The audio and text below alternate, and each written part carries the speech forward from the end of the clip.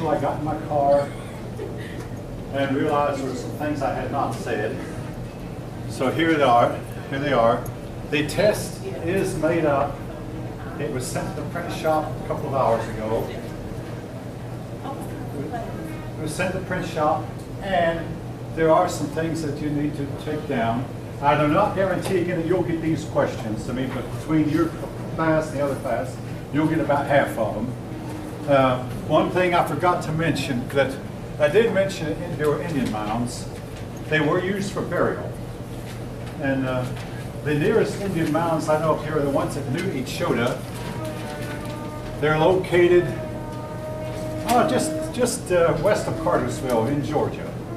Not all that far away.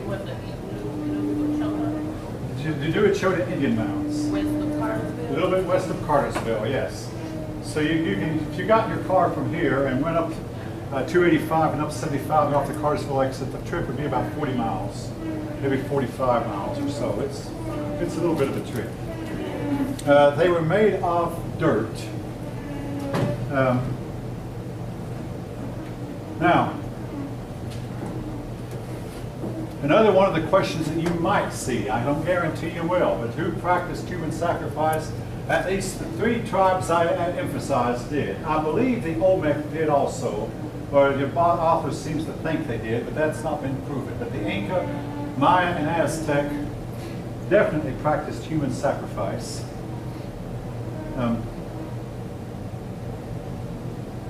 And the practice of the Spaniards considered reprehensible, and the Spaniards used it as a justification for their conquering them.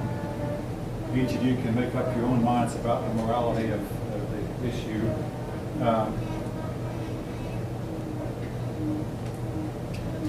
Now, the Vikings, I didn't mention them. The first written contact we have of Europeans with Indians came from the Vikings. Now, it is now believed that there were many and numerous fishing and trading expeditions across the ocean, and it's also the Templars, the Knights Templar, said that they buried their treasury in North America around the 1300s, and there have been many, many attempts made to hunt for that treasure, and nobody has found it. But we have found Viking artifacts as far away as Minnesota. Apparently the Vikings went up the Great Lakes and went as far away as Lake Superior. But they came from Scandinavia, in other words, Norway, Sweden, Finland, and Denmark. You should all know where Scandinavia is by now. They came from Scandinavia. They arrived around 1000 CE. They did not have guns. They did have a few horses, but not many. They didn't carry their horses with them on their small ships. But they did have armor, and they did have steel swords. So they had iron swords and iron armor. But they were outnumbered by the Indians. At this time, the Indians had a whole lot more people than they wound up having later. So the Vikings only were able to stay in Nova Scotia 10 years, and then the Indians got rambunctious. The Vikings packed up and moved off. We have now found their settlement on the island of Nova Scotia. 500 years later, the white men came back, and this time the Indian population had been greatly decreased. And the white man had guns and bigger ships and horses, and also kings were involved. And kings meant armies and navies were involved. Yes? I was just going to say that recently, it was this past year, they found a Viking ship, a sunken Viking ship in the Mississippi River. I'm not surprised. Well, it was surprising when they found them in Nova Scotia. I mean, they found Viking artifacts as far away as Minnesota. But Mississippi, I'm not surprised. The Vikings went all over the place. But again, they were no match for the Indians, who were more powerful in the year 1000 than they became later. Then, like I say, 500 years went by. Something else, folks, that I'm going to do my best to avoid arguing anymore. So if somebody says something I thoroughly disagree with, I'll let them say their piece, and then I'm going to move on. I don't want to argue with anyone, but I did get in an argument one time with a fellow who tried to tell me that the American Indians were so great because they let the trees grow, and we are cutting down the trees. One of our history books used this cause that the American Indians burned away millions of acres of forest land. They had to, or otherwise the forest fires would overwhelm them. They burned it, and it made a big impact, and that there are more trees in North America today by far than there were in 1492 when the Spaniards first came over. Then the Indians made a big impact on the environment. Maybe they either deliberately burned away the acreage of trees, or they allowed they couldn't fight the fires, so they allowed the trees to be burned. But whatever the case, North America had lots of grassland when the Indians were here. And when the Europeans came, this grassland was allowed to become tree land, and the trees took over again. And if you fly over the southeast United States, anyone who's flown over the side, look down, what are you going to see? Trees, trees, and more trees, and acres and acres and acres of trees. More and more trees, and then some more trees, and then mile after mile of trees, and then some trees beyond that. Lots and lots of trees that were not here while the Indians controlled the place. The Indians kept the number of trees in check. Again, they did not have the means to fight forest fires that we do. So the Indians did make an impact on the environment, not always positive. All right. There's something else I must mention. The Pueblo Indians lived in what is today New Mexico, and they lived in, they would carve their houses out of the rock. They lived on the side, on the cliffs, and they would find a cleft in the cliffs, and they would make their houses in these clefts. It was not exactly a cave, but it was the clefts in the rock. And to get to these clefts, you had to climb stick ladders, and they would drill a hole in the side of the wall. They'd drill a hole in the side of the cliff and put sticks. Now there was a catch-22 to these sticks, though. The enemy would never know which sticks would be strong enough to hold them. Of course, you had to learn it, because if you got on the wrong stick, you'd fall down. And that way, when the enemy tried to invade and climb the sticks that they left, when the enemy hit a wrong stick or put his weight in the wrong stick, down he'd go tumbling to his death on the ground below. So, but again, the members of the tribe knew, hey, you grab onto this stick, you grab onto this one, and don't touch that, and that one's too weak. They knew how to deliberately make the sticks weak enough to, you want to take a test? Yeah. And I'll tell you what you can do. You put your answers right here on the, do you have a scan on? That'd be better, yeah, that'd be better. Just do it that way. All right, okay. All right. Thank you. You're welcome. All right. Anyway, now, in the northeast United States, where I grew up for a while, there was the Woodland Indians. And hopefully, maybe you know, and maybe you don't, but the Indians that are living in this area are mostly the Cherokee and the Creek Indians. There were also other tribes. Now, about the Indians, these tribes would come and they would go. They would become, some of them would build large cities, large metropolitan areas, and engage in trade. We find Minnesota artifacts in Florida and vice versa. But then, as time went on, they became less and less civilized, and they went downhill and downhill. The Aztecs, and well, the Maya were already pretty well decayed before the Spanish came. The Aztecs and Incas were in some state of decay before the Spanish arrived. Is the past? Yeah, Okay. that's the past. Before the Spanish arrived. Now, after the last class, okay, I spent a whole lot of time thinking about some things I said. It might appear to you that I justified taking things from somebody. No, governments, yes. Down through the ages, governments have conquered. Until about 1880, conquest was looked on as being a virtue. So in 1898, the United States decided, hey, Europe's been doing it, so the United States decided to engage in the program of conquest. We conquered the Philippines, we conquered Puerto Rico, we liberated Cuba, we conquered the Virgin Islands, and then the rest of the European nations, the rest of the world pointed their fingers at, you imperialists, you, hey, well, you've been doing this for you, oh, we don't do that anymore, and here you start doing it. And we got the ugly name of imperialists, and that was something the communists were still calling us to the day that the communists failed in Russia, calling us imperialists. But conquest was once looked on as being a virtue. And Pizarro, who conquered the Incas, went to the court of the King of Spain and got permission to court. Again, folk, it was looked on as being the right thing to do at the time. Now, you don't have to agree that it was right. And don't practice this on an individual level. Think, hey, my neighbor's weaker than I am, I'm going to go in and take his stuff. You'll get in more trouble than you can get out of. We try that. And don't think just because somebody's doing wrong, you have the right to punish him. That's up to the state or up to proper authorities to do that. But nevertheless, conquest was looked on as being the right thing to do. In a modern world, we supposedly don't conquer anymore. However, more than 50% of the world's population do not have Western values in that regard. And if the United States is conquered, all of our Constitution, its guarantees and Bill of Rights, and all of our state protections will all go out the window. It's up to us to take the responsibility to make sure it doesn't happen, to remain strong.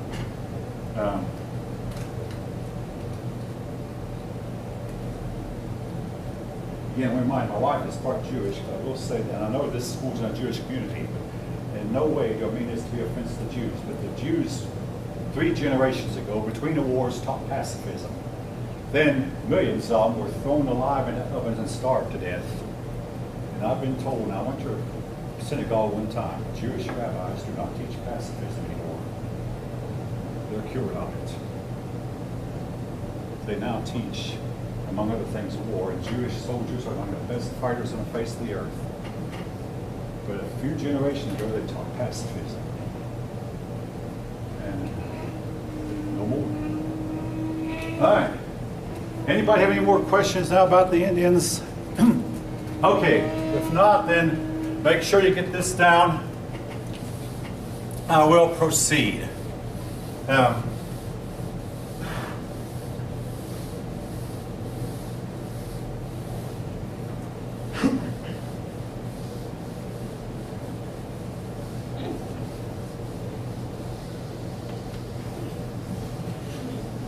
Okay, Islam again. All right. Some years ago, my oldest daughter took an interest in Harry Potter, and I at first said, no, we don't read that stuff. Then I got to realizing that, number one, when I was a kid, my favorite cartoon character was Doctor Strange, and by the way, this movie being made about Doctor Strange is coming out in November. And Doctor Strange was actually worse than Harry Potter, and Doctor Strange did his magic by invoking the spirits. The Harry Potter characters never did. So I said, okay, and I wound up reading all 7 books myself, and I own 2 of the movies now. I became something of a Harry Potter fan, but there was an interesting line in the Harry Potter book. I always thought of it. Interesting line that there's certain ways you can treat people that's worse than death, worse than killing. But what could be worse than death? All right. I spent a few years thinking about that. Something that's worse than death is forcing people to live under conditions to where they're not allowed freedom of conscience, and they're forced to live for century after century after century in a stagnant environment that does not invent, does not create, and does not better itself. What's that? All right. The problem, folks, now I mean, and most of you students, younger students, will probably think that the problem with Islam is a few terrorists. You know, there's a few terrorists who are giving Islam a bad name. I believe the problem with Islam is Islam itself. All right, the problem is not these terrorists who come in and strap bombs themselves and blow themselves up. I'll be right with you, I know what it is. And blow themselves up. That's not the problem. The problem is forcing people to live under conditions where they're not free to do their own thinking. If the Wright brothers had lived in Islam, would they have invented the airplane? If Thomas Edison had grown up in Islam, would he have invented anything at all? Okay, see on. First, say that the higher ups in the Islamic Church condemn ISIS and are not part of it at all. It's the self-proclaimed Islamic State. It has nothing to really do with the teachings. And also, you can say the same about Christianity and how it's delayed science as well. I mean, you can't just hate on religion like that. That's Right. It's ridiculous, just because it's not yours. The difference between religion and myth is something, religion is what you believe, and myth is what somebody else believes. No, that's a good, well-taken point. Anyway, all right. Anyway, the problem is not the people who crashed into the World Trade Center, Washington Towers, and killed 3,000 people in one setting. No, that's not the problem. The problem is, again, forcing people to live without freedom of conscience. Forcing people to live. Okay, yeah. The attack on Your opinions are welcome, by the way. I'm not going to argue sorry, with you, I'm but you can say what you want to. But and the anyone attack on else the trade towers was not really an attack on like the free world. It was an attack on what it is, the world trade. Acts like free trade, free America, what is it, North American Free Trade Agreement, Yeah. and stuff like that. Put tariffs on other countries, forcing them into debt and forcing them into poverty. That is what's happening in Russia right now. That's what's happening, in much third world countries. So to say that, Islam is like this thing that's holding people back. I mean, people wear hijabs on their own free will. It's not because, they're forced to cover up their body. They just have a different view of beauty than the Western ideal. Okay, yes. People in America wear hijabs on their own. Some of those countries do force people to follow religions they're not interested in. Some of them, They'll but not execute atheists. majority. Like, it's a very small amount. Saudi Arabia. Saudi Arabia is not an Islamic state. Like I told you, they make women not that. All right, now, I've talked to two persons in this class, only one of whom is here right now. I'm about to talk after class, and they say, well, I'd like to speak up. If you want to speak up, raise your hand, I'll give you a chance. But anyway, all right, I'll move on. Listen, again, if Thomas Edison had lived, and in an Islamic country, the odds are he would never have invented anything. These people did invent a few things way back yonder. And in 900s, an Arab mathematician invented the zero. And folk, I want to tell you how important the zero is. I mean, this may sound like, well, the zero is the central number of all numbers. The numbers branch out and go towards number zero. Can you divide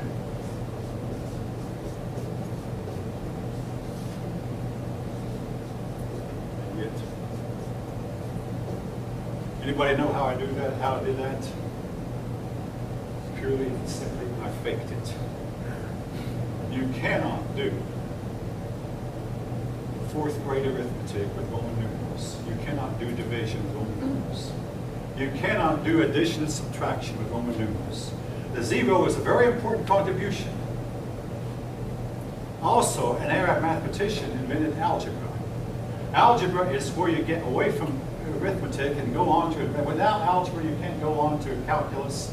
Without algebra, you can't really do geometry. You have to. It starts with algebra and advances. And some of you might know something about what I'm talking about. Algebra, very important. I mean, we would not have our automobiles without algebra. We would not have our light bulbs. I mean, the shape of the bulb has everything to do with how much light it gives off. The shape of the reflector off the bulb is based on a quadratic formula. You would nod your head like you might have known something about what I'm talking about. Yeah, your headlight, automobile headlight, quadratic formula that puts the beam of that light where you need it to be. Without algebra, folk, it would be impossible. But then their science came into conflict with their theology. The science went out the window. I mean, hey, folk, it's a proverbial race between a turtle and a rabbit. I'll say this, being of European descent, the Europeans were the turtles. Islam was the rabbit. But y'all know the story about the race between a rabbit and a turtle. The turtle won the race. So you can see some students look up there from abroad. The turtle won the race. The rabbit went to sleep. Anyway, they did have some creativity and some inventiveness. And it's true, Mohammed did call for them to study science. About the year 1000, well, their medicine was far ahead. And their astronomy, they had astronomy. Astronomy is very important because it was the beginning of the scientific revolution in Europe. It started with changes in astronomy. When we began to look on the universe and live in a different light, and that led to, once the church had been told that, hey, you're wrong and he's a scientist to right, Well, the Arabs ran into conflict also in their astronomy and their theology. Their astronomy went out the window. And all right, something else I want to make before we get into the history. Some of the most honest, upright people you'll ever meet are Islamic. I had a case where a student came to me one time and he showed me his grade. He said, Mr. Cummings, you put down an I call I had a grade in the 80s, but here's my test. You have a grade in the 60s. I said, no. I said, because of your honesty, I'm going to let you keep the 20 points. He needed a bad name. I said, I'm going to let you keep the points because of your honesty means more to me than the second take away from the grade. Thank you, Tony. I simply made a mistake. This young man was Islamic. Had another Islamic man offer to do work around my house. I mean, he needed a job. Of course, I was in no position to hire him. Winston Churchill once said that Islamic people, some of the night, he went to an Islamic country and found the people there behaving in an orderly fashion. Then he took a second look and said, yes, but Islam has a very, very dark side to it. Islamic people, among other things, they believe it's wrong to drink. Hey, I believe it's wrong to drink also, but there's one difference, huge difference. I mean, Islamic people believe it's wrong to commit adultery. I believe it's wrong to commit adultery. But there's a big difference between me and them. I think that these issues are better off if left to each individual person to decide for himself and herself, and not left to the state to make these decisions for us. Say again? There has to be some kind of control, and I mean, granted, I don't want to be going out here, with a big bottle of alcohol and driving on the streets stoned out. You'll take somebody else with you if you do that. I mean, there has to be some kind of control, but do you control yourself, or does Big Brother control you for you? That is a huge difference. Yeah, I believe there should be some control. Self-control, which is the best. Institutionalized religions kind of force some. Well, there's a difference now. Okay, granted. In this country, I mean, there are a lot of churches that teach it's wrong to drink. A lot of churches teach it's wrong to commit adultery, but you're free to join or you're free to not join. Except unless you're a church Mormon, then you can't join if you're gay. Or you're Christian. There's so many Well, it's a basic principle. Is you're free. Now the church is free to not take you. The church has the freedom to turn away members if they don't want for whatever reason. But usually anybody can find a church that will take them. But again, you're free to join or not join. If you want to join a church where the pastor teaches against drinking, or if you want to join a church where the pastor teaches against smoking tobacco, hey, you're free to join and let the pastor teach against it. Of course, now, speaking of smoking tobacco, I mean, we are doing more and more to frown on it in this country, and we have outlawed it in almost all public places throughout the state of Georgia and throughout most of the country. Now, in the state of Kentucky, it's different. You go into a Kentucky restaurant, and most of them are heavy because Kentucky has a tobacco culture, right? Again, not knocking Kentuckians. My mother was one. But Kentucky has this, and I still have a lot of relatives in Kentucky. Kentucky has this tobacco culture, and they allow smoking in most of their restaurants. The state of Georgia has outlawed it.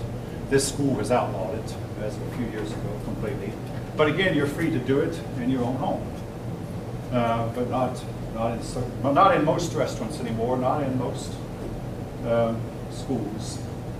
But again, we do have restrictions, whether that's good or bad or not. But again, the point I want to make, folks, the difference is these issues are better off if decided by each person, himself or herself individually, rather than having big brother, big government make these decisions for us. All right.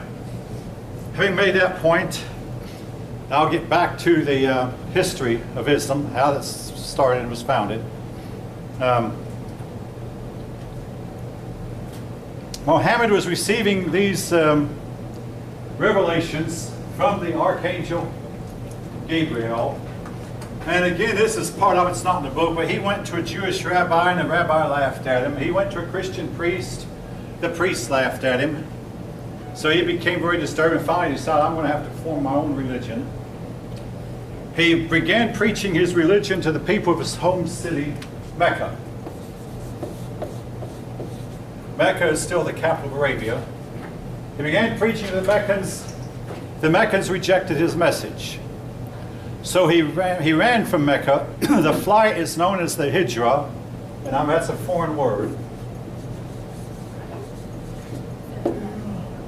Hijra.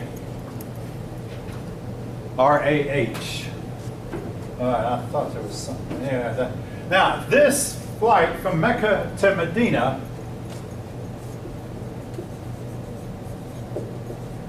is where Muslims begin their time. It's like Christians keep time from the supposed birthday of Jesus, even though now we all know that Jesus was not born in the year 0. He was actually born around 4 BCE. But anyway, the Muslims keep time from the Hijra, the flight of Muhammad from Mecca to Medina. And he went to Medina and converted the people of Medina. Folk, this is typical of any prophet. Among his own people, he's never honored. He goes among strangers and they look on him as being a prophet. The Chinese, I've already mentioned, executed a lot of their main philosophers. Then after they were dead, they couldn't honor them enough. The Greeks executed Socrates, and after he was dead, they couldn't put him high enough on a pedestal. A lot of times, people will execute their leaders or reject them. Anyway, the city of Medina accepted him. Then he returned to Mecca, conquered the city of Mecca, and folk, take this anyway, which we converted the Meccans to his creed by force.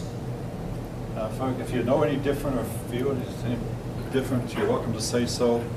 But this is what's in the book and what I've heard from other sources. He converted the people of Mecca. Wait, how's that? Who was he? Muhammad. Yeah, Muhammad was someone who founded a religion, fled from Mecca to Medina. Then once he had persuaded the people of Medina of his religion, he went to Mecca, converted them by force. He did make the Kaaba.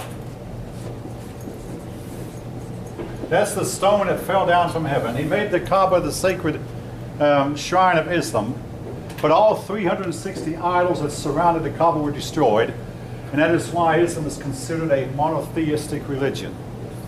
There's only one God, Allah. The other idols were demolished. Well, he began the process of conquering the other Arabian oasis towns. Again, Arabia is the towns in Arabia, the cities are located around water holes or ponds, oases, fountains, or whatever that spring up, springs. He began conquering other towns, but 2 years after he'd conquered Mecca, he died. After he died, in a short time, all of Arabia was conquered. Then Islam burst out of Arabia as a united force and began to spread all over the Middle East. They spread into, nearby into Syria, conquered Syria. They found the world, but that part of the world was not ready for them. The Byzantine Empire had just fought a hard war against the Persian Empire that weakened both empires. So the Persian Empire was conquered right away. Persia is today modern Iran. They conquered Iraq. Then they went into Egypt and conquered Egypt. Then they conquered Libya and wound up getting almost all of North Africa. Actually, they did get all of North Africa. And they were moving fast and might have conquered the whole world. Except for one thing. As their movement got larger, and this was one of the things I had to answer on your last test. The movements became large, and after a while they started fighting among themselves. And this is what has happened. Every one of these movements have tried to conquer the world, whether it be Islam, whether it be communism, whether it be fascism, or whether it be Nazism. Eventually, they get to fighting among themselves, And a prime example of this that occurred when your grandfathers were young was when Hitler turned on Stalin. One bad man turned on an equally bad man, if not a worse man. And the result was socialism lost. Who knows what might have happened if Islam had remained united? Who knows what might have happened if Stalin and Hitler had remained together? But what matters is what actually happened. Anyway, Islam was able to get most of North. Now they were stopped. They got to the Byzantine Empire and they conquered much of Byzantine territory. They conquered Palestine, what is today Israel. They conquered Syria, and eventually they conquered Asia Minor, what is today Turkey. But they met the Byzantine navy in a navy battle. The Byzantines had a weapon called Greek fire. And folk, we don't know what that weapon is. Here's what the ancients said about it. They said that once Greek fire touched a ship, there was no putting it out. The ship was going to go down under, and the ship would still be seen burning as it was on its way down. Now, if that sounds fetched, I mean, I can't apologize for saying it. But to give you some idea of what they thought of Greek fire, they said if the Greek fire touched you, you could not put it out. You were gone.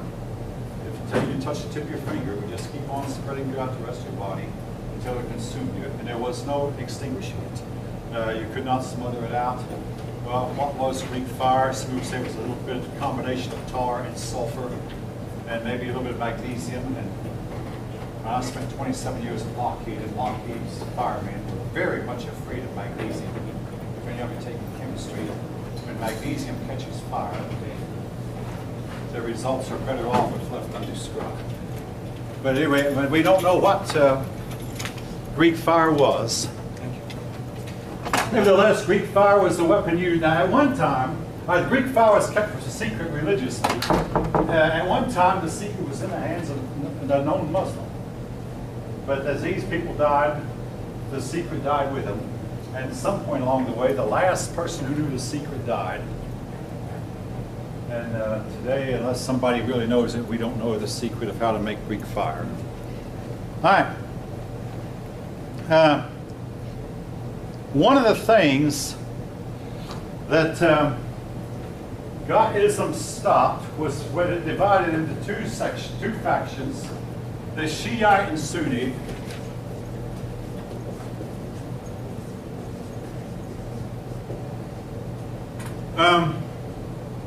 This faction is still going on today. Now, don't ask me which faction is which. What I know that the original fight was over. And now they have even more things to fight over. The original fight was over who should lead Islam once Muhammad died. When Muhammad died, he never named a successor. So his father-in-law, actually his uncle, took over for a while, a near kinsman. When the uncle died, they had a fight with who should take over. Should it be the person who was strongest and best leader, or should it be a relative of Muhammad? And they split over this issue, with one group saying it should be a relative of Muhammad, the other group saying no, it should be a matter of whoever we pick, whoever is the best person for the job. And they have split over this issue to this day.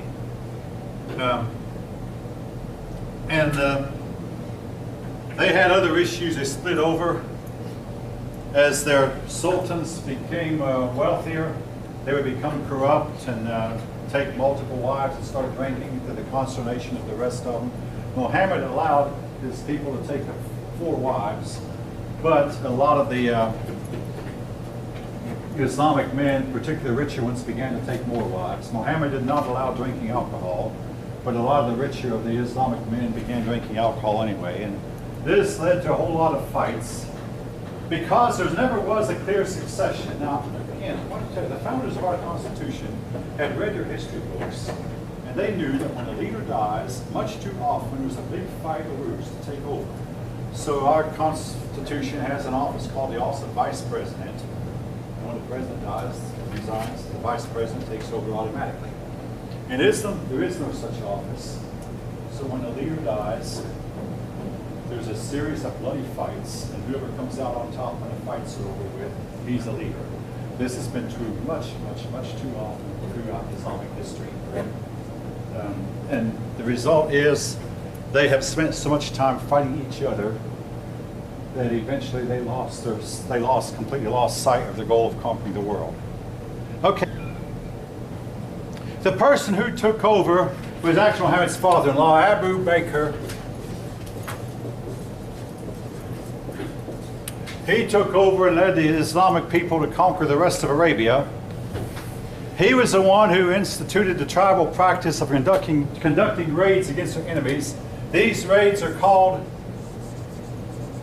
and this is a foreign word, so I wrote it in cursive, jihad. The jihad is now looked on as being a holy war. Okay.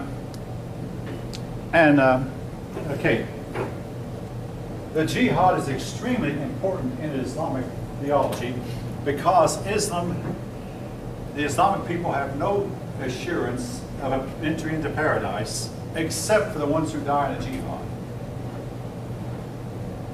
Muhammad is known to have asked one time, I wonder if Allah would even have me.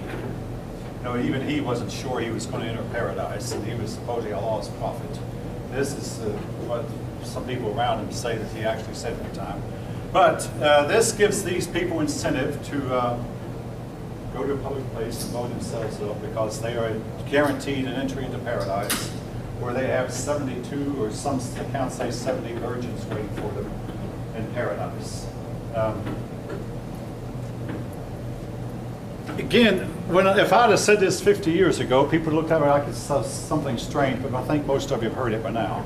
It's very well known that they teach this, so most of you have probably heard that ISIS teaches it, not Islam. Islam does not tell people to give up some stuff. Okay. I won't. Again, you can say your piece. I'm not going to contest. They're a self-proclaimed Islamic state. They're not recognized by the Church of Islam at all.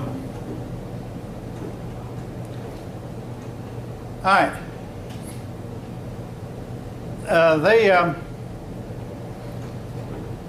Now, Abu Bakr began to practice. Now, here's something that's not in the book, folks, but I'm going to mention. You have, after Abu Bakr, 12 imams. And I recently looked up about these 12 imams. Each one of them instituted a new practice.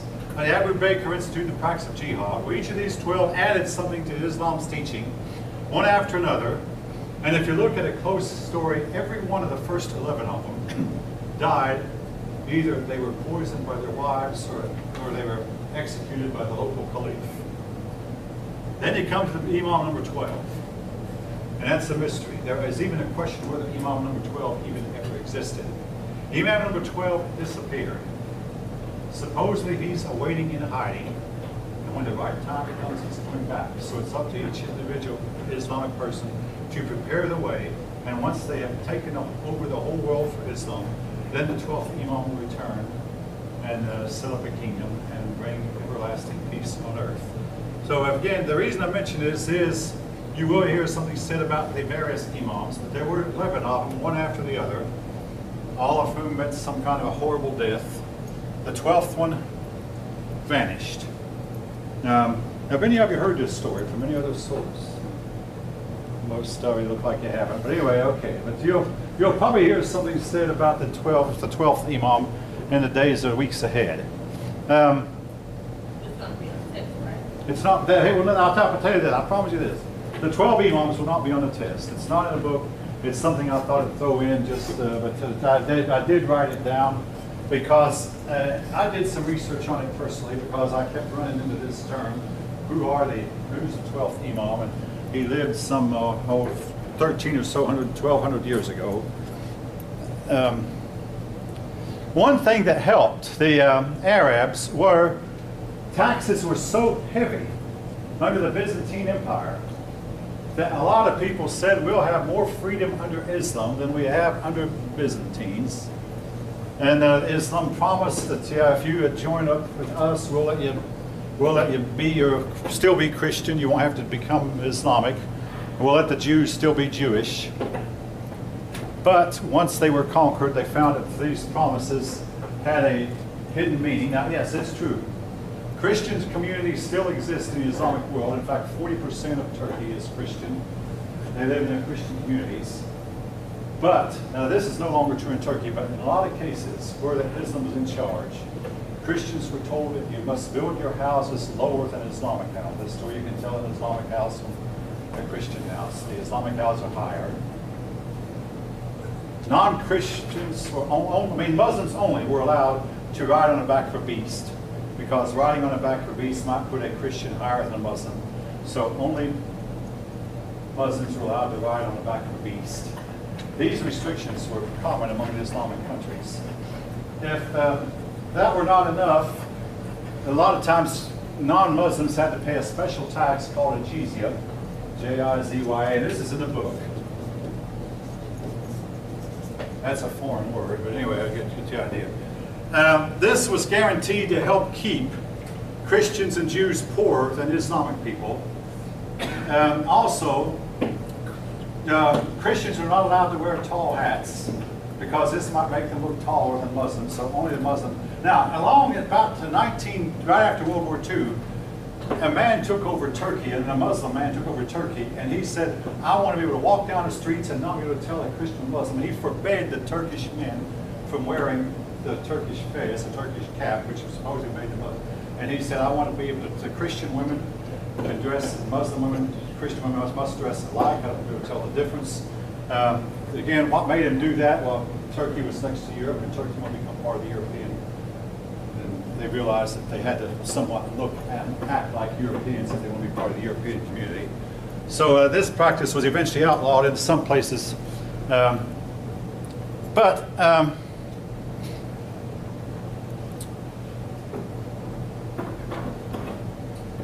Anyway, time went on, and Islam kept on fighting among themselves, and assassinations were very, very common. And I must say, in Christian Europe, assassinations during the Middle Ages were very, very rare. But disputes were often settled by one person killing another. The word Islam, all right, what does the word Islam mean? In one word, Islam means submission.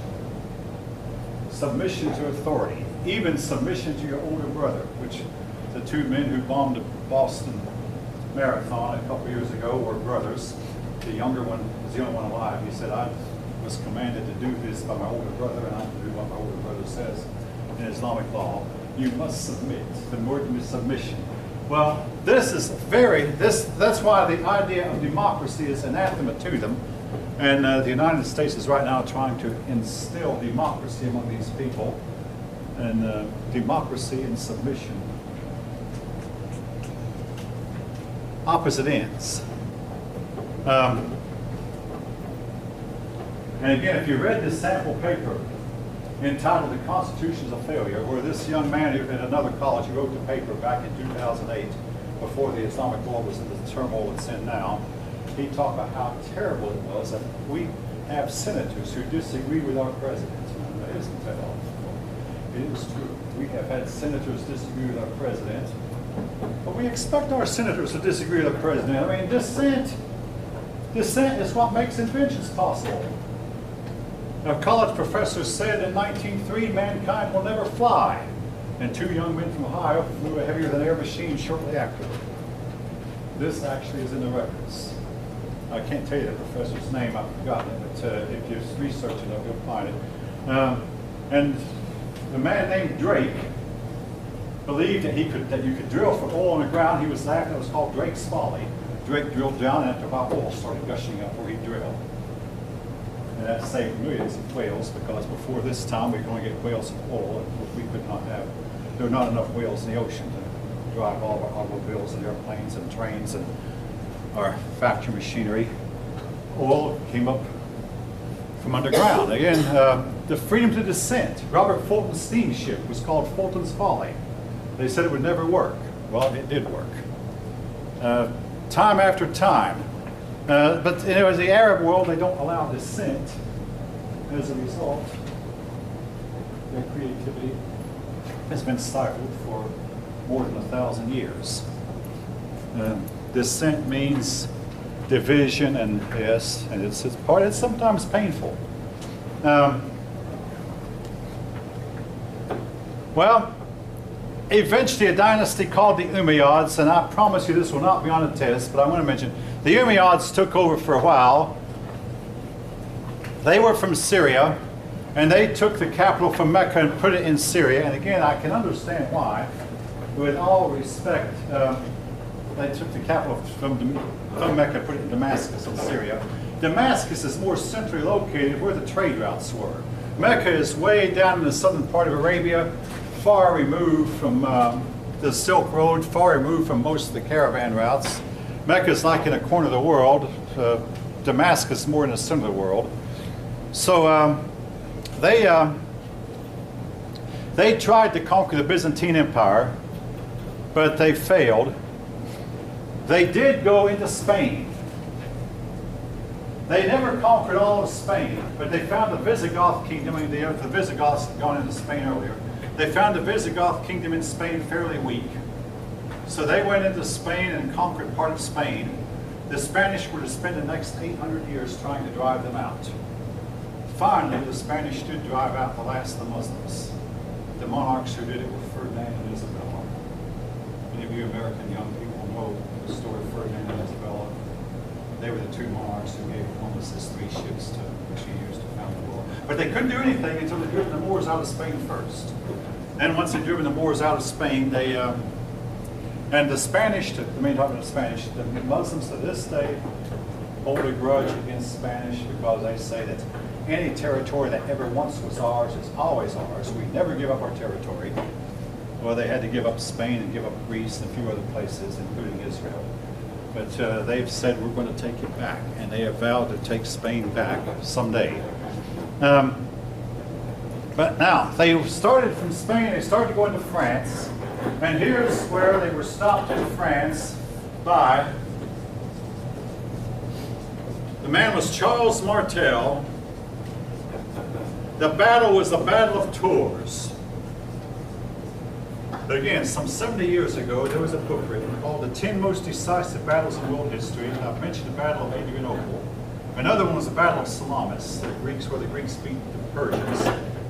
The Battle of Tours was where that the French, under Charles Martel, met the Muslims at a place called Tours.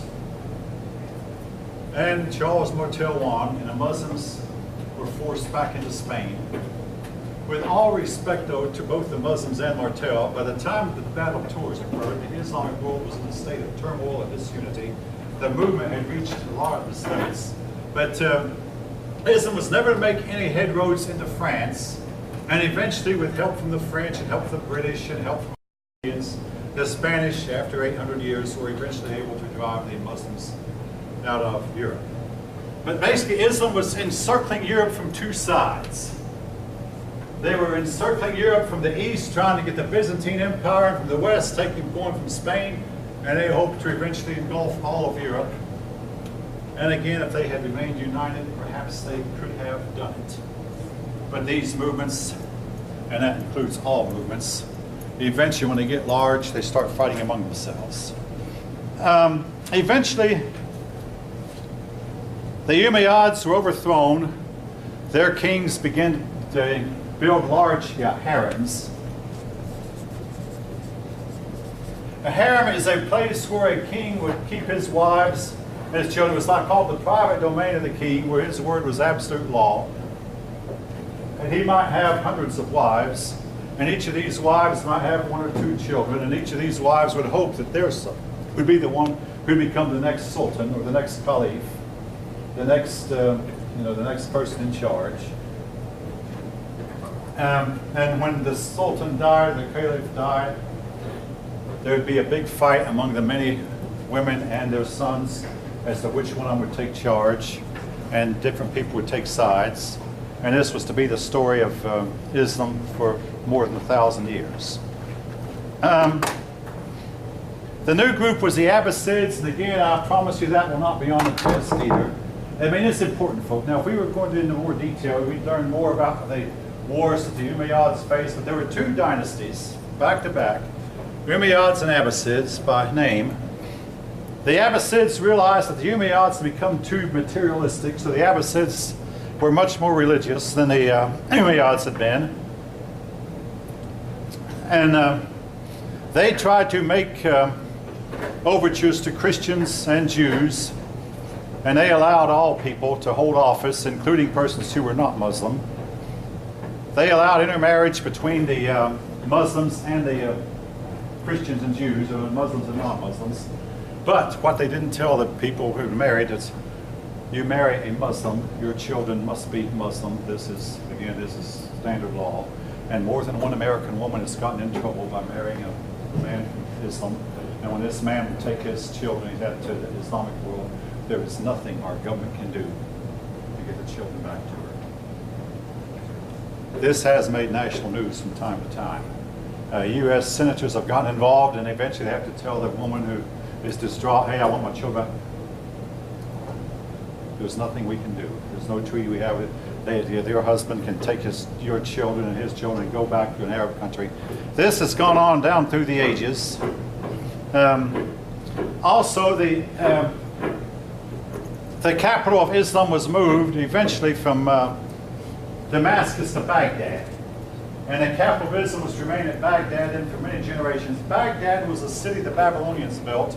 When the city of Babylon became too crumbled to repair and the stones that made it up is too decadent to repair. So its inhabitants eventually moved from Babylon to Baghdad and built a new city of Baghdad, located something like 50 miles from Babylon. Baghdad was also located on the trade route, basically the Silk Road, that went from China to the Mediterranean world. It was also located on the Tigris River, which meant that it was able to benefit from trade with the Persian Gulf.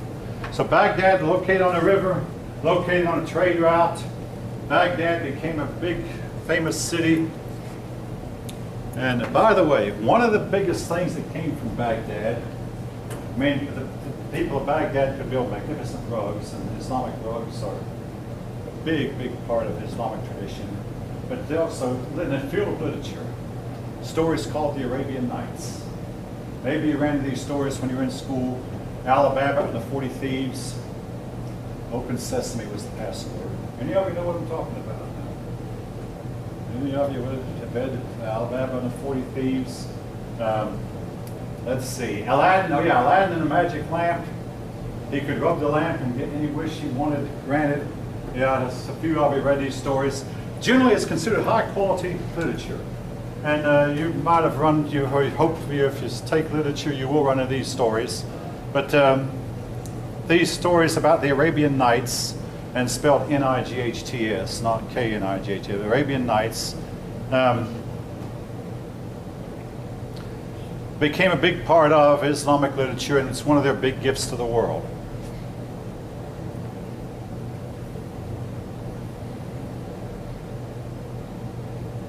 The Abbasids now were, for the most part, peaceful, more so than making war.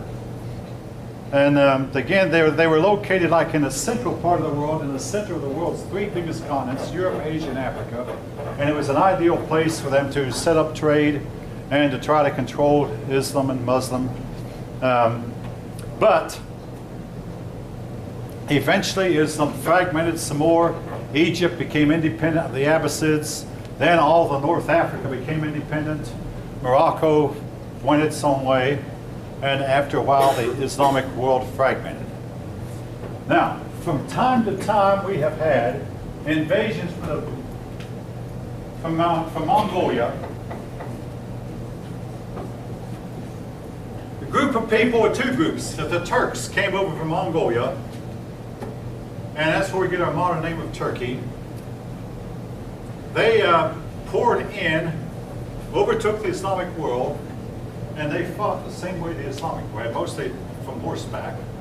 But by this time, Islam had grown somewhat softer than it had been before. I mean, they were civilized, and let's face it, a little bit softer. The Turks conquered them. The Turks might very well have ended Islam. Islam almost died right here, except the Turks decided they liked the religion and they converted themselves. They converted to Islam. What might have happened if the Turks had kept their old religion or adopted Christianity or Judaism instead. This is one of these things we simply do not know. One different, the Turks could shoot arrows from horseback. Now, folk, I mean, when I was a kid, I'd read about cowboys lassoing a calf. So I got a rope together and I tried to lasso a fence post. Any of you know what I'm talking about? I couldn't do it. And I tried to lasso my little brother, so my mother stopped that and said I was going to choke on him, which might have happened. But I would try to lasso a moving object. But also, I'd make arrows out of sticks and bows out of tree limbs. And we'd shoot bows and arrows. But the Turks knew how to shoot from a galloping horseback. And folk, that takes some doing. And they were accurate at it. I mean, it's one thing to shoot an arrow while you're standing still and have time to aim. It's another thing to shoot an arrow galloping full speed on the back of a horse, holding yourself with your legs on the horse while your hands are getting the arrow in position and shooting it at a target. The Turks, that gave them one advantage over the Arabs. The Arabs had never fought that way. Again, so something else I want to say too about making bows and arrows. You have to have wood. Muhammad talked a lot about trees, and the Islamic imams talked a lot about trees. Unfortunately, there's hardly a tree in the Arab world. And something else too about the Arab way of fighting. They were excellent fighters when they're fighting in the open desert. You live in a place like Spain and had a lot of undergrowth, a lot of brush, a lot of trees.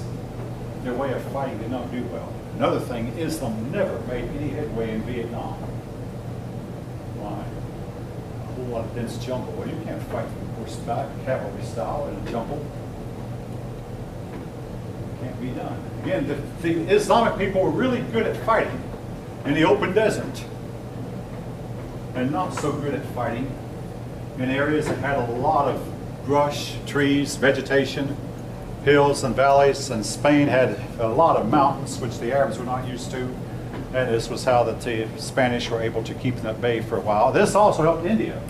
When Islam went into India, India had a lot of brush, wooded areas, undergrowth, and Islamic fighters did not do well fighting in those kind of conditions. But the Turks fought like the Arabs did, except that they could shoot arrows from horseback.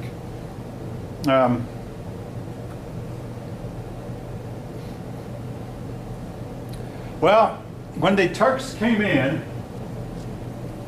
they got almost all of Asia Minor. Again, they changed the name to Turkey, and they were about to get Byzantium itself, and that would have been the end of the Byzantine Empire right there.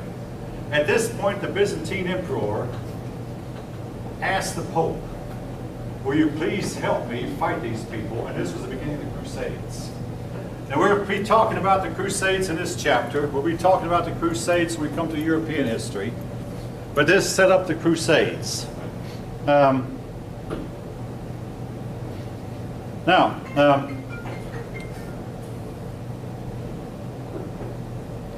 The Muslims and Christians alike looked on the Turks as being uncivilized and barbaric, and it appeared to a lot of people as if they were destroying civilization.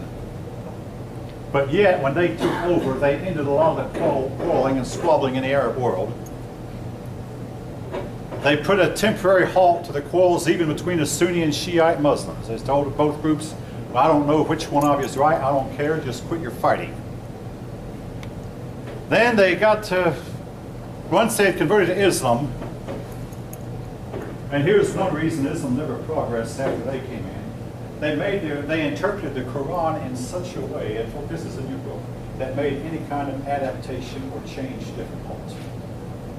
And this is very important because in order to make progress, you have to be willing to adapt and to change. I mean, both of my parents are gone now, but I wish they could hear me say this. They were very, very rigid and strict in their interpretation of their religion to the point where that some of the kids grew up socially maladjusted, including me. I don't know how much that shows up now, but without the ability to change, you're not going to make any scientific discoveries, you're not going to make any technological progress, and you're not going to be able to get along with your neighbors who themselves are changing. And you're always going to be critical of this person does this person does that, this person goes to this place, this person goes to that. Let them. You can join them if you want to, you don't have to join them, but let them do what they think best, even as you do what you think best. But anyway, the Turks set up a very, very strict adaptation of the Quran, and at that point, all the scientific progress that Islam had made, the progress in astronomy and medicine, the progress in mathematics, I mean, very important areas of this, all of it came to a halt. And the Christian world, which lagged far behind the Islamic world up to that time,